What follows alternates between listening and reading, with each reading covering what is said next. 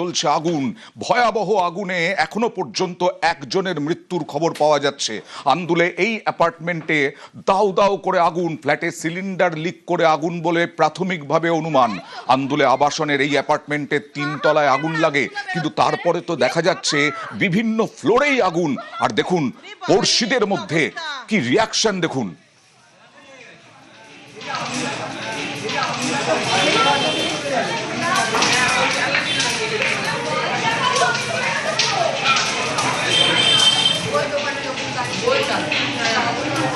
এই যে অ্যাপার্টমেন্ট, এই অ্যাপার্টমেন্টটা অনেক দিনের পুরনো যা দেখে মনে হচ্ছে। এবং এই পড়শিরা রিয়াক্ট করছেন। পড়শিরা বলছেন এই বাবা কি আগুন। আগুনগুলো বেরোচ্ছে রে, ই বাবা এতক্ষণ অবধি, রে বাবা রে কি অবস্থা।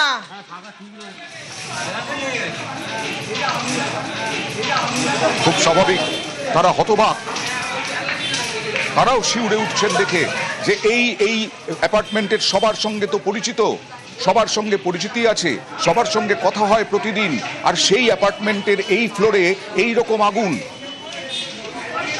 দাউ দাউ করে জ্বলছে। লেলিহান শিখা দেখা যাচ্ছে একেবারে অ্যাপার্টমেন্টের ভেতরে।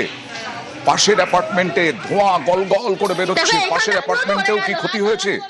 দালান ফালান সবাই তো দালান ধরে গেছে, হা হা করে এবার আগুনগুলো বেরোচ্ছে রে, ই বাবা এতক্ষণ অবধি, রে বাবা রে কি অবস্থা।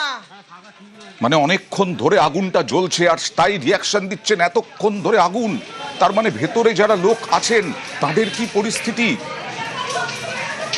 দমকলের বেশ কয়েকটি ইঞ্জিন গেছে, ভেতরে ধোঁয়ার ছবি দেখাবো, একেবারে পুড়ে ছাই হয়ে গেছে সমস্ত কিছু।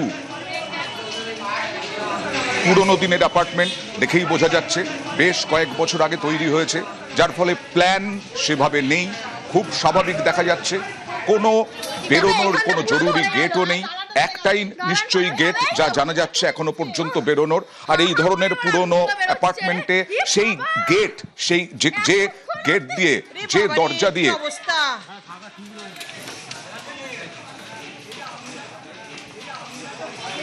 সরাসরি চলে যাব সোমরাজের সঙ্গে কথা বলবো। সোমরাজ, কখন কিভাবে আগুন লাগে কি জানা যাচ্ছে, এবং এই অ্যাপার্টমেন্টে কজন থাকতেন?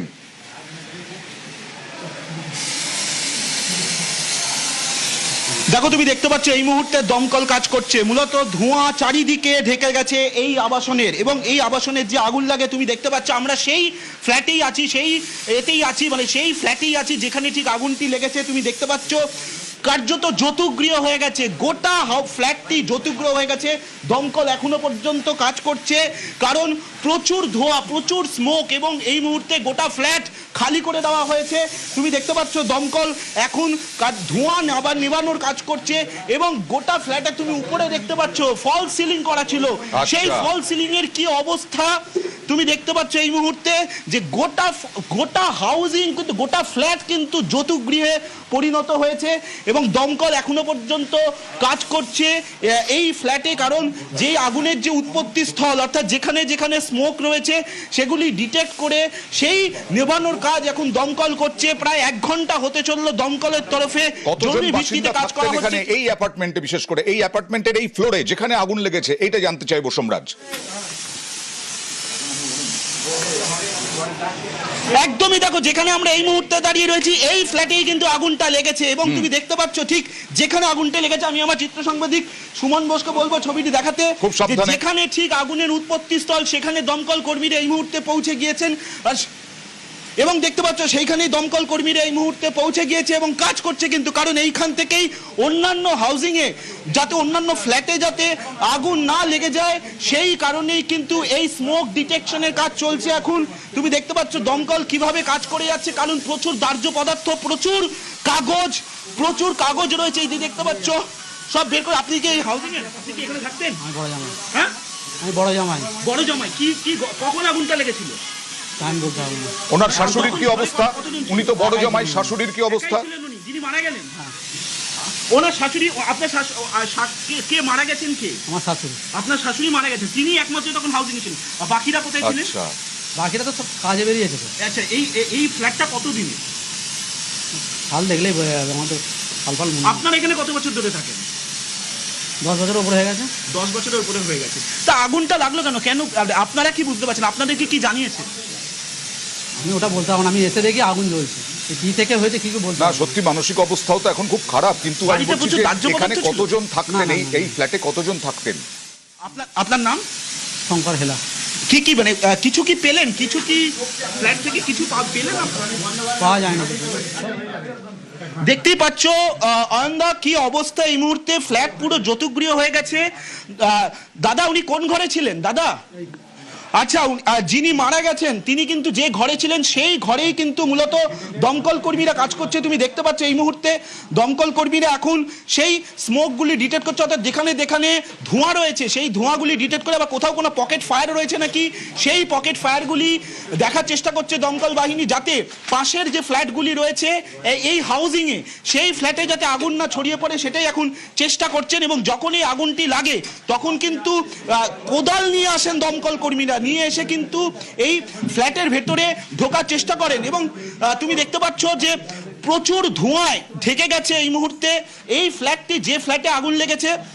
এবং যে ছবি তোমাকে দেখানোর চেষ্টা করবো এই মুহূর্তে, আমাদের ক্যামেরাতেও মাঝে মধ্যে ফগ হয়ে যাচ্ছে, তার কারণ যেহেতু প্রচুর ধোঁয়া। এই যে তুমি দেখতে পাচ্ছ এই ফ্ল্যাট এবং এই ফ্ল্যাট, দুই ফ্ল্যাটের কিন্তু মানে কয়েক, এবং তুমি দেখতে পাচ্ছ দূরত্ব কিন্তু খুবই কম, এবং পাশেরও একটা খালি মাঠ ছিল, মাঠের জন্য কিছুটা বাঁচানো গেছে তেমনটাই বলছেন। এবং যখনই আগুন লাগে যিনি মারা গেছেন তিনি একমাত্র ফ্ল্যাটে ছিলেন, আর কেউ ফ্ল্যাটে ছিলেন না, তার বড় জামাই যেটা জানালেন। এবং এই মুহূর্তে গোটা ফ্ল্যাট খালি করে দেওয়া হয়েছে যখনই আগুন লাগে।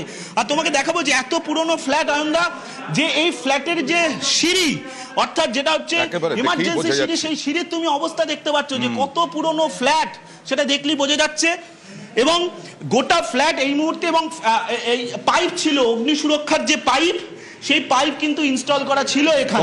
তবে কিন্তু সেটা কতটা কাজ করা গেছে? গুরুত্বপূর্ণ তুমি যেটা দেখালে, অগ্নি নির্বাপনের ব্যবস্থা ছিল হয়তো যখন তৈরি হয়েছিল তার কয়েক বছর পর পর্যন্ত।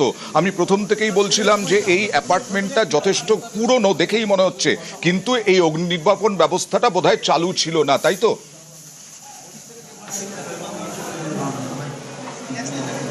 একদমই। দেখো যখন মনে আছে তোমার ফায়ার যখন অডিট হয় এর আগে 2019 সালে, সেই সময় প্রত্যেকটা হাউজিংকে বলা হয়েছিল যে এই অগ্নি সুরক্ষা ব্যবস্থা ইনস্টল করতে। তুমি দেখতে পাচ্ছ পাইপ লাগানো আছে, এই যে পাইপ তুমি যার মাধ্যমে জল আসবে, আর এই যে পাইপ, এই পাইপের মাধ্যমে জল নিয়ে কাজ করা হবে। এই যে তুমি দেখতে পাচ্ছ এই পাইপগুলো, এই পাইপের মাধ্যমে কিন্তু দমকল কাজ করেছে, কারণ দেখতে পাচ্ছ এই পাইপগুলো নিয়ে যাওয়া হয়েছিল, কিন্তু শেষ পর্যন্ত এই পাইপের মাধ্যমে জল দিয়ে কতটা কাজ করা গেছে সেটা অবশ্য পরবর্তীকালে দমকল তাদের তদন্তে জানাবে।